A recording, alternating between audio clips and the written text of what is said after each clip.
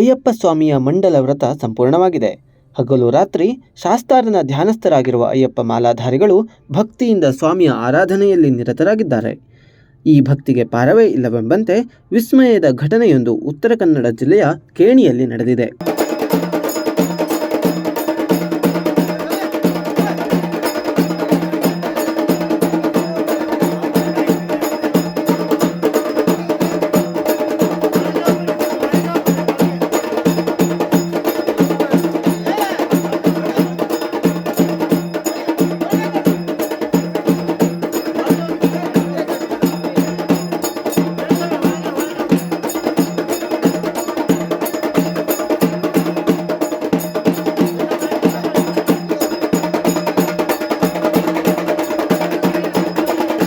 ಅಯ್ಯಪ್ಪ ಸ್ವಾಮಿ ಭಕ್ತರು ಮಂಡಲ ಪೂಜೆಯ ಕೊನೆಯ ದಿನದ ಪ್ರಯುಕ್ತ ಕೆಂಡ ಸೇವೆ ಮಾಡಿದ್ದಾರೆ.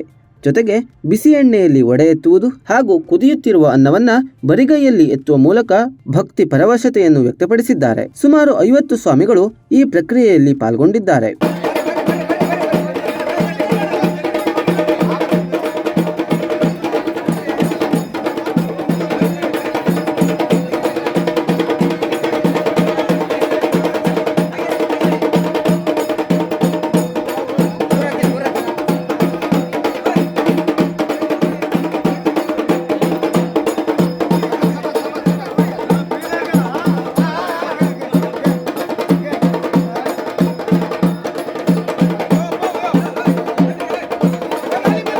ಒಟ್ಟಾರೆ ಅಯ್ಯಪ್ಪ ಸ್ವಾಮಿಗಳ ಭಕ್ತಿಯ ಪರವಶತೆ ಮಾತ್ರ ಅಚ್ಚರಿ ಮೂಡಿಸಿದೆ.